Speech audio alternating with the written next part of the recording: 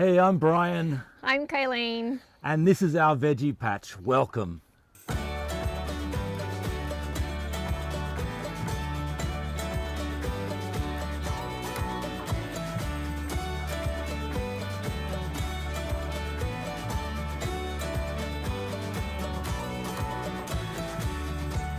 Now, if you watched our first video, you've got your seeds sown and your seedlings are going to be underway. Now it's time to work out your actual veggie patch.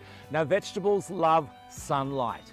So the best spot to do it is a nice sunny spot in your yard. Now, behind me there is a big tree and it does provide some shade, but it is a deciduous tree, which means it loses its leaves in autumn, which is very soon, and the sun will shine through. Some plants like a little bit of shade, and so we generally tend to put those plants in those beds in the summer months. But overall, you want a nice sunny spot. To give you an idea of how big this garden is, it's 8 by 12 meters inside. So we've got 8-meter long rows. I've divided it up into 4 beds. Each bed is 2 meters by 1 meter across. And then of course we've got 8 rows coming down here with paths in between them. So I'm going to show you 3 ways that you can set up a veggie patch, ranging from raised garden beds like this to large planter bags and then growing in the ground using the soil that you've already got. Now, we've built our beds out of hardwood new sleepers. Don't mistake these for railway sleepers that you often see advertised. Although they look really attractive, they're not great for growing vegetables because they tend to have a lot of oils and chemicals in them which can leach out into the soil. So if you have built your beds already out of railway sleepers, just keep that in mind. I would recommend removing the soil and lining it with a food grade plastic or some corrugated iron to stop the chemicals leaching further into the soil would be a good idea. I'm going to show you exactly how to build these beds when we go inside the workshop in a minute, and I'm also going to cover some other ways. Now, I just want to highlight we've got 2 sleepers high here. You can see, and I've made each of these rectangles and they just sit on top of each other. I haven't bothered about putting posts in because it's not tall enough to really worry about. We've found they just sit on top of each other, they're nice and heavy and they're staying there really well. There is a metal brackets on the inside of the bed here. You can see that in the close-up shot, and that just gives it some strength, rigidity, so it stays a nice square shape. Look, over time these hardwood sleepers will break down, they're not treated. And I'm not too worried about that. We will have to replace it, and at least it's not going to damage the soil at all. Why didn't we use treated pine? Because treated pine, although they tell us is safe now, and particularly there are varieties of it that are designed for veggie patches, I have to say that 10 years ago, 15 years ago, we were also told treated pine was safe then. So I'm just playing it really safe, and I'm just going with something that's totally natural. So now I want to show you some other methods that you can do if you can't set up raised beds like this. Now, the most basic way that you can set up a veggie patch is to use the soil that you've got in your backyard. If you've been blessed with some topsoil and it's reasonable, that's going to be a great option. If you've got lots of clay, I wouldn't recommend it. I recommend you get onto one of the raised garden beds and bring in some good quality soil. Otherwise, you're going to be just fighting against that clay. It's going to be hard. So if we're creating it in the ground here, we've got some reasonable topsoil here on our property. We're going to mark out our beds. I've roughly done them about 1 meter wide, and then have a pathway. Now, this is how I've set the raised beds up, but what I'd actually suggest after doing this, I thought about it a bit more, is that when you're growing at soil level here, you tend to want to build the soil up.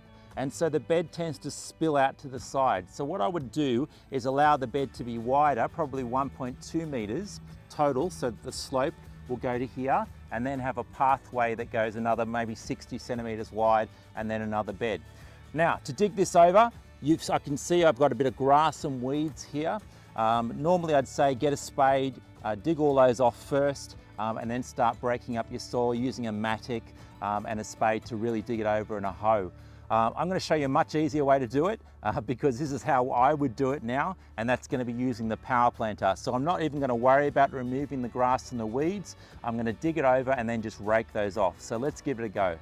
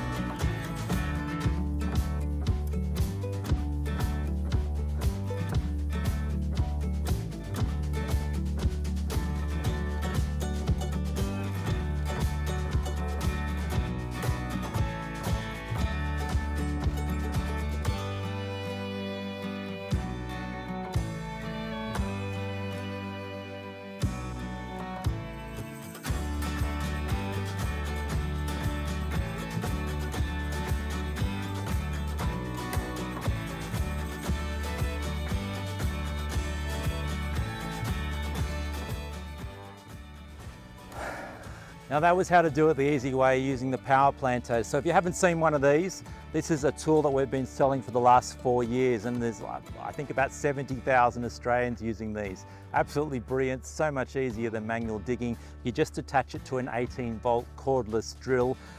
We've got full instructions on how to use it. This is the long one, this is the 324H model, and they go all the way down to small sizes for planting seedlings. So check that out. Now the technique I used is that I drilled a row of holes. You would have seen that, and then I moved on to the next row of holes. And then once I've gone through all that, with it still spinning, I then moved to break up all the bridging soil. It's a bit like using, you know, a stick blender in the kitchen.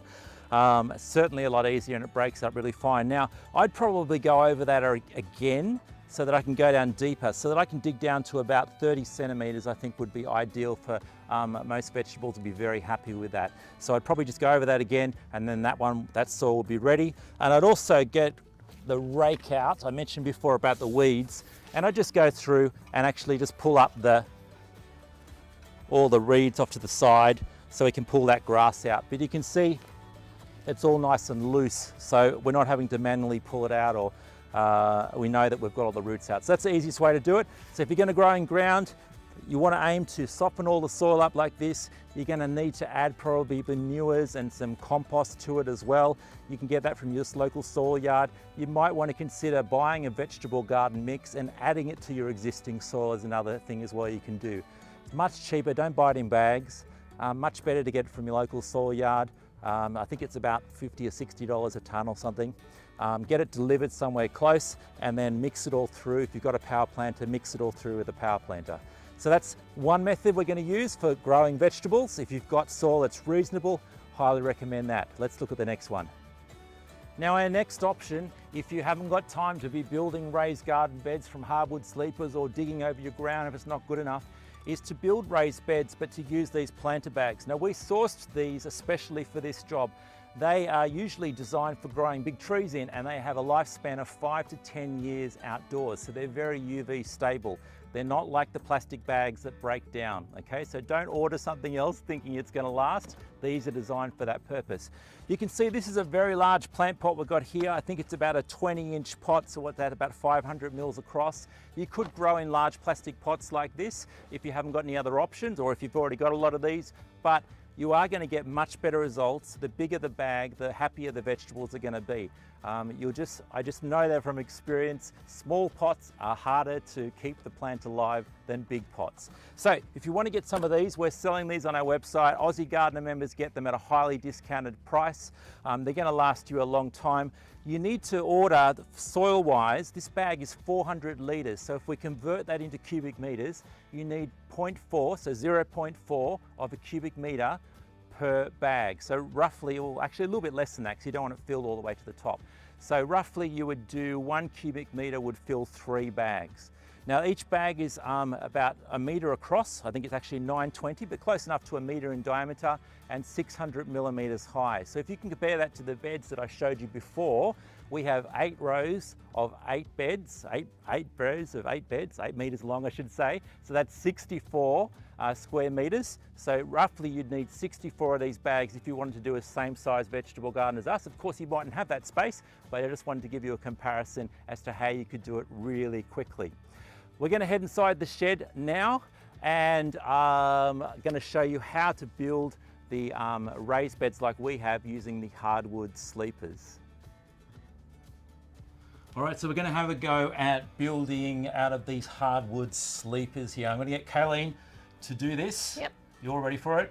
Hopefully. Excellent. All right. So building with hardwood sleepers, it is, I guess, harder to do because the timber is heavy.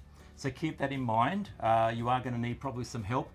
When we built the beds outside, we had a couple of guys that were working for us. We did. And we all worked together as a team. So even when I was cutting, you generally need to have at least another person helping you moving them around because they are fairly weighty. So we're going to work with just some short bits of timber today to demonstrate how to do the joins and things. So remember, our beds were 2 meters long and 1 meter wide. So each one of these sleepers, they're not railway sleepers, I was about to say that. So railway sleepers are much thicker. So these are hardwood sleepers here, and you can see the thickness. This is 50 mils thick, so 2 inches, 5 centimeters across there, and they're 200 mils in height, and you buy them as a 3 meter long sleeper. So you can get them from your local timber yard. Ask for hardwood new sleepers at 3 meters long. So that way you can cut 1 meter off the end, and then you're left with a 2 meter section, and then trim that 1 meter section down to make it 900. Why? Because at the ends we're going to put these 2 long ones here, and then we're going to put a bit across the middle here, and that bit across the middle would be 1 meter minus 55 centimeters minus 5 centimeters equals 90 centimeters in the middle there, so 900 mils. So that's what our measurements are when we're cutting the wood. Cutting hardwood, you're going to need a decent quality power saw or a compound miter saw. Don't be using a little cheap one. It won't cope with cutting these sleepers. You'll tend to get a curve in the blade and things. All right. You can get your timber yard as well to cut them. So you can say to them, can you cut them exactly to 2 meters long and 90 centimeters? The second part of it as well. If you tell them what you're doing for it, they'll be able to cut it for you. They might charge you a bit extra for the cuts as well. Yep. So the first thing we're going to do is, well, if we have a look at how this is going to be built, so it's going to be assembled like this. And we're going to put a metal bracket on the inside here to keep it nice and rigid there. Otherwise you tend to get a bit of flexing in it. And then we're going to be putting some bugle screws, or you can use coach bolts, which are like a thicker version of this with a typical hex bolt end on them. And we're going to put the bugle screws through this timber there so that it goes through this one and into this one. You can see the length of that screw it needs to be. We'll just measure this screw to give you an idea. So this one here is 120 mils long, so 12 centimeter bugles. How many are you going to put? Okay, we're going to put 3 down here. 3. So if you were doing coach bolts, I'd only do 2 coach bolts because they're heavier duty, but we're doing 3 bugles down here spaced out to stop this timber twisting as it weathers. So we're going to mark those on there. Now, if we can see, we ideally want the bugle screw to go through the center of this one here. So we're going to have to take into account that 5 centimeters we've got there in the timber to know where we're going to put it here. So we'll put this one down. So now what we need to do is we're going to mark 3 points where we're going to put these bugle screws, and we want that to be halfway across there. Now, a cool thing you can do with this little gadget here, this combination square, is you can slide it up, and we know that half of 5 centimeters is 2.5 centimeters. So if we dial in 2.5 centimeters there, you can see that in the close-up camera, and then we just turn this little dial here, this knob, which locks it, so now it won't move. And now if we hold that against here, we can do that, or if you want to get really tricky, we can hold it against there and slide it down all the way across. So that's how you can do a measurement going down like the side of the piece of timber very quickly. That's why I love this tool so much. So we've drawn, how did we go with our texture? I can't really see the line there very much. Maybe we need a thicker texture. We might have worn it out before. We were using it outdoors before.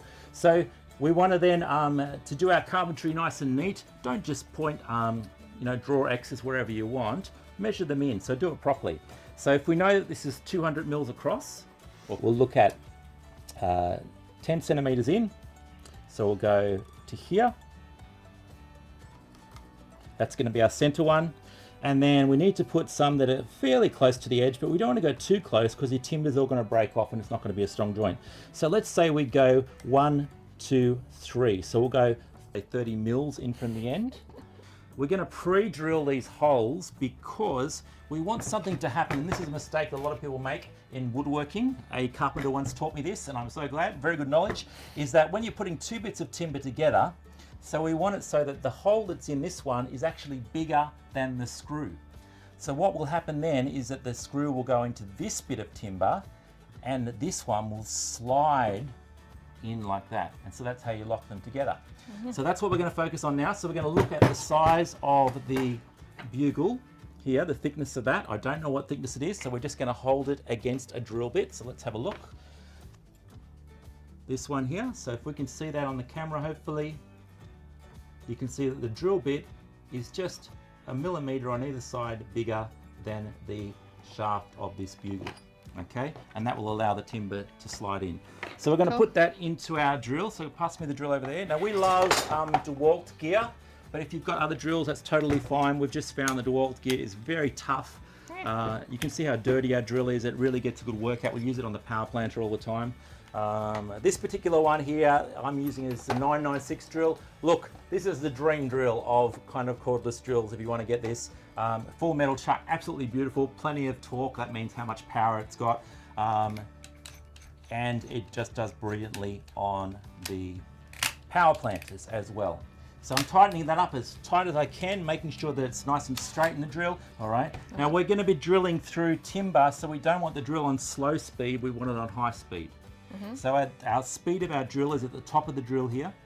I think we should have cleaned our drill before we did this demo. I feel a bit embarrassed, it's so dirty. So this is the speed, these switches here, 1, 2, 3. So when you're drilling, we generally want a high speed, so we're going to go for number 3, which is the highest. Your drill might only have 1 and 2, so you would put it on number 2. And over here we've got the clutch, and this adjusts the screwdriver setting, and I'll explain that in another video with the power planters a bit more. But we're going to switch it over to drill mode, which is this symbol here. Don't mistake it for this thing that looks like a hammer, because that's hammer mode. And hammer mode goes, you don't want to do that. That's for masonry drilling into bricks. So we put it into drill mode, and you want to try and drill nice and straight. So always remember to hold the drill so it's vertical from 2 angles, both this way and that way. That's it.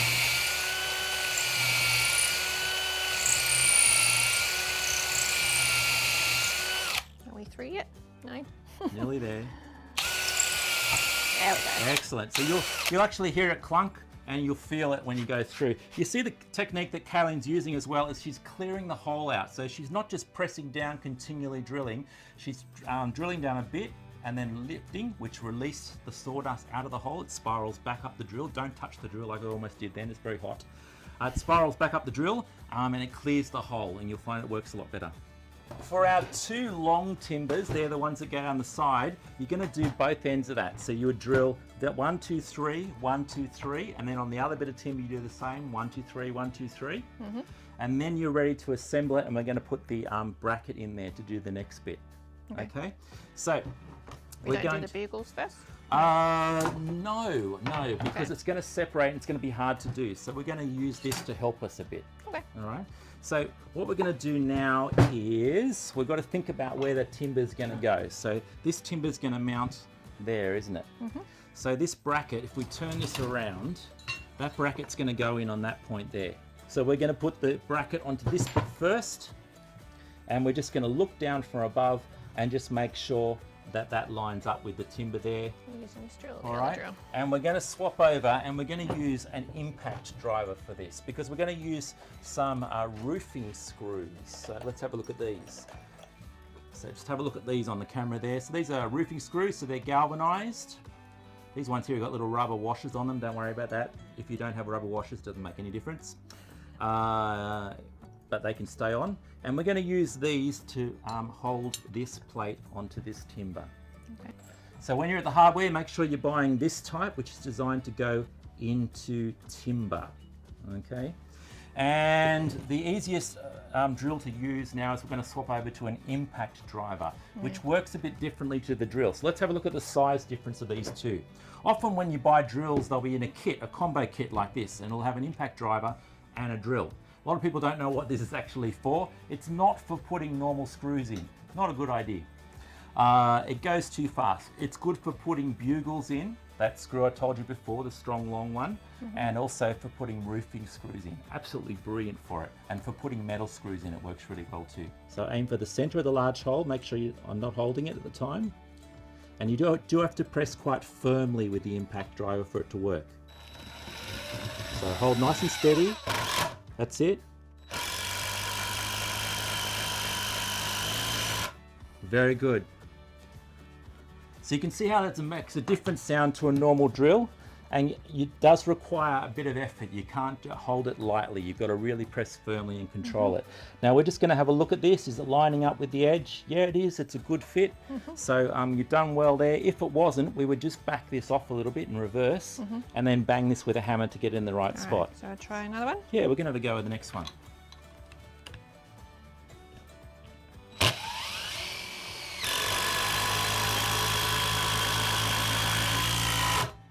Fantastic. Using 2 hands made it easier. Very good. Now we probably could put 3 of these in to this, but we've got to think about something as well. And this is a mistake that I've often made, is that we're putting in screws at this point here, roofing screws, and we're also going to be putting screws through this, which are going to go into this timber, aren't they? So we've got to be careful that the holes that we use here are not going to hit onto these screws. So let's have a look and test that. So if we flip it over, we can see that we've got our 3 hole points here. And then if we turn this around like this, we've got 1 hole that's going to be about here, another one that's going to be below that, it's in the center of that, and the other one is going to be there. So we should be fine. I got one in. That's right. I haven't got my earmuffs on. Hang on. Earmuffs on. Otherwise you'll be deafened.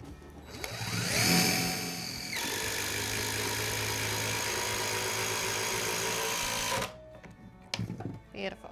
So we're swapping over to the bugle bit, still in the impact driver with earmuffs on.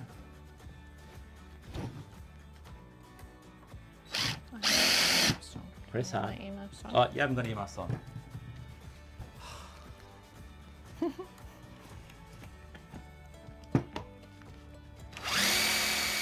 Press hard. That's it. Use those muscles. There we go. It's grabbed that timber and it slid it in close to the other one, and now we've got a nice. She just wants to get on with the next one. She's not even interested in what I'm saying. So we're gonna. I like getting the job done. She's on a roll now. Okay, so now we're going to go with the next one. Power.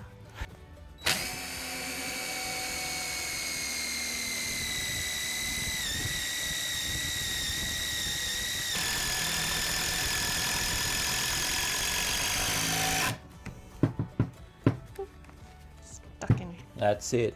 So we're all the way through, and we'll just check this. Remember, it's a railway sleeper, so it's a bit rough, but we're just going to have a look and see how it is. Is it a right angle? Look at that. That's pretty good. Pretty good. That's pretty good. We've got a good right angle there. So you're just going to do that 4 times, and you've got yourself 1 layer of a bed, and then we just stack them on top of each other. I guess it's worth saying that first of all you've got to kind of excavate your side a bit, so make sure it's nice and level. So we first of all we used the power planter to do it, to break the ground up. Then we used a spade and scooped it out, made sure it was level, so that when you're sitting these down, you want them to be sitting on as nice a surface as this. We didn't talk about what soil to use before, so I'll mention that now. So when you fill your beds up, is you need to get soil from your local soil yard. Don't buy bags of soil from the big green shed. It's going to cost you a fortune and waste too much plastic. So get it from your soil yard and ask them for a vegetable garden mix or their best quality mix that usually has a high amount of manure in it. So nitrogen, which is good for the plants. And then you fill the soil up all the way to the top, I'd recommend, because the soil will then settle once you water it, and it will drop down to about 5 centimeters below, and that's enough space for you to have the mulch there as well. Yep. And so then we just sat these on top of each other. We did also use a nail plate. I haven't got a nail plate. That's what a nail plate is, but just a flat version of that. And we put that between each of there. So sorry I haven't got a flat one. Because we stacked 2 on top of each other, just so that they're staying together. It just stops them from twisting around. To be honest, they're so heavy, I don't think they're going to move around too much anymore. We'll just being extra cautious. All right. But that's how hard it is. The bottom of the bed, I recommend before you actually fill it with soil, if you're only doing it 1 level high, that you break all the ground up below so that you don't have a hard surface. If you are building the bed outdoors and using a kind of a hybrid version of what we said, so you're building only one sleeper high edge on ground level. So remember I had the ground level demonstration where I dug that up. You could use this as the edge. That would be also a really good way to do it. This is deep enough for vegetables. You still need to dig that ground over first before you fill this with your soil as well. Okay, so I think that's covered it. It's not that hard to do. Neither of us are all that skilled at doing. We're not carpenters. So. No. Have a go. That's what it's been about, hasn't it? Just having a go. Occasionally, sometimes these screws will break. Yep. Sometimes they just snap, so then all we do is just leave them in there if we can, and then just do another one next to it. Drill another one, that's right. So same as when you're growing vegetables, So sometimes not always things perfect. will go wrong. So don't get too stressed about it. Just keep having a go, have a bit of a laugh about it if it's something that you've messed up yourself. But most importantly, we can do this. We can get through this period together, growing our own vegetables at home. Have fun.